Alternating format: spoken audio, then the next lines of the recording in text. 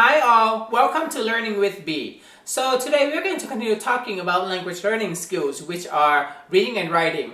And I know that a lot of you do readings as your hobby, and I did as well, and I am actually still consider reading as one of my hobbies, even though I read and write a lot these days because it is a part of my work now. But I still enjoy reading nonfiction, reading for pleasure. When I actually start learning English, yes, I did have to read quite a bit, but it's not just about reading from the textbooks or reading assigned text from the classroom.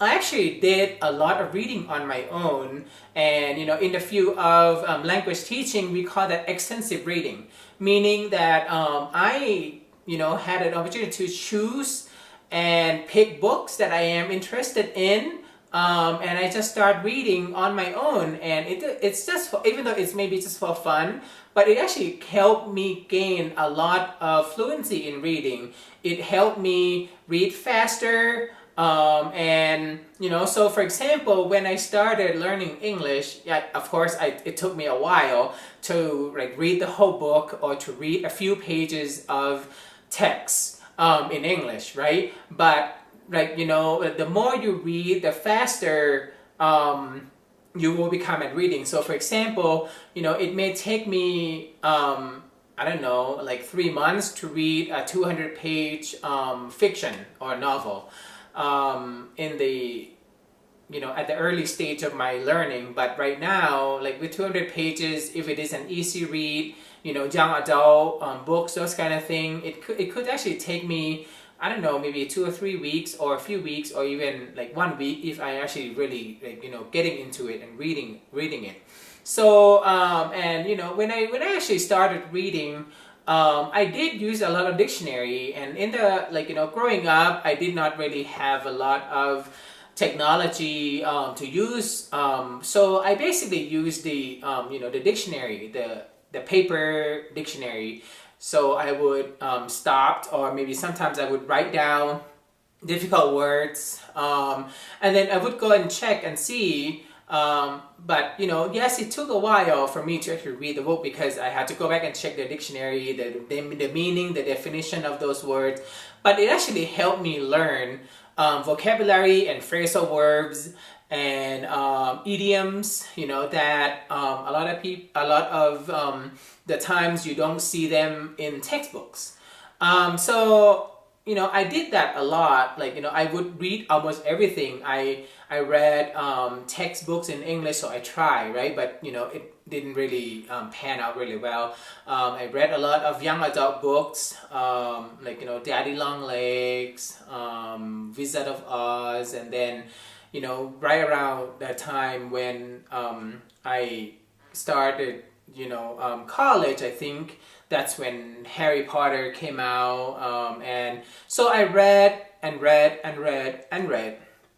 So I read everything that I was interested in. The newspaper, though, I would not recommend it if you just started reading in English or in other languages, because newspaper is very difficult to read for some reason. And I think it's because the genre is different, the way that they present the text is different. There are a lot of vocabularies that are so-called jargons, very specialized vocabularies in those areas that would be difficult to understand.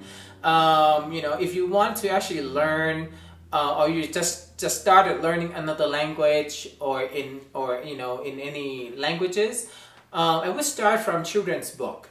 I like children's book because it helps in terms of vocabulary building, and it also helps to see and learn cultural aspects of that particular language.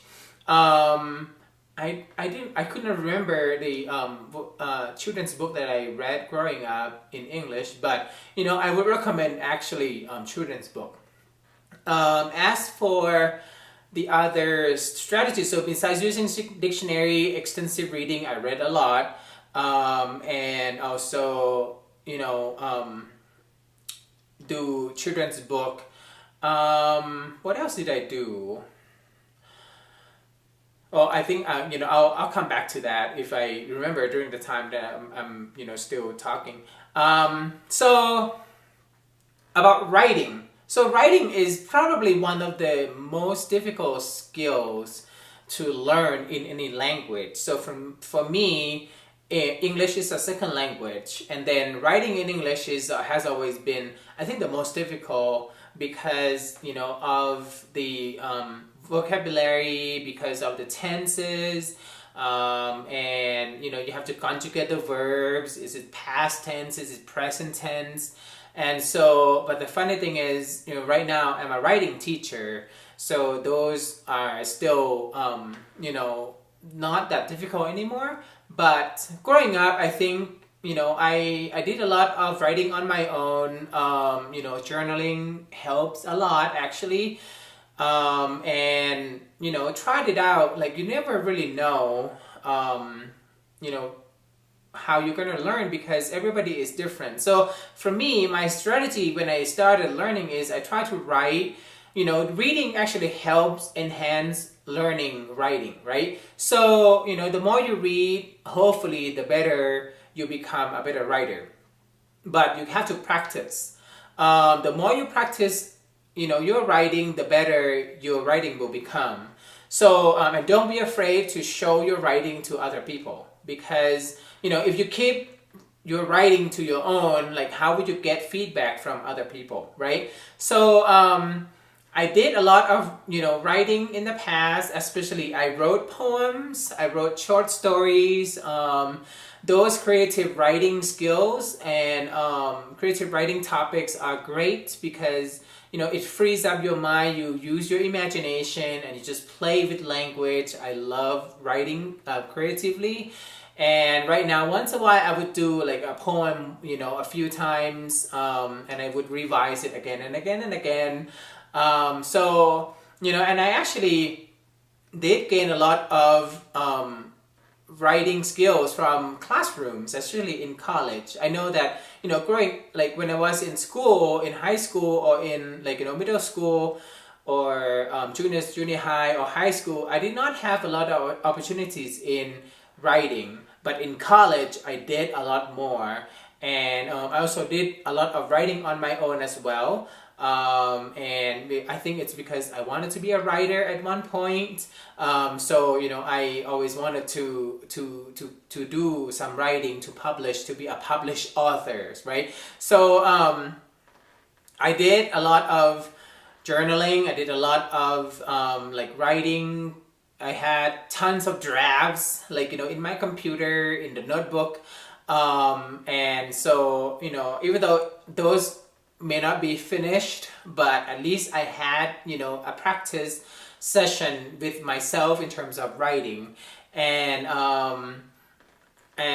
yeah, I just wrote and then asked my friend to provide feedback. But when you ask your friend to give you feedback, try to choose someone that you feel like they are good at writing. And then you have to be more specific when you actually ask your friends to give you feedback. Which for example, if you want your friend to give you feedback on, I don't know, ideas or organization, then ask them specifically for that. Because otherwise, you would just get the feedback like, oh yeah, that's good, or that's interesting, and that is not really helpful for you. So for example, when I actually asked my friend to read something, and then I would just say, yeah, this is just a developing draft. Could you give me some feedback on, organization or on ideas? So that way they actually have some sort of focus in reading your work. And, I will talk more about writing more specifically later, because that is the area that I think a lot of people need help, and including myself too, right? So, okay. If you have any questions or any comments, please feel free to write down below. And if you have any strategies that you use in reading and writing in another language, please also comment down below so that other people can learn from you as well. And thank you for checking out my channel. And then if you have any other concerns or any questions, feel free to ask me, and then I will respond them back as soon as I can. Thank you for checking out. Bye.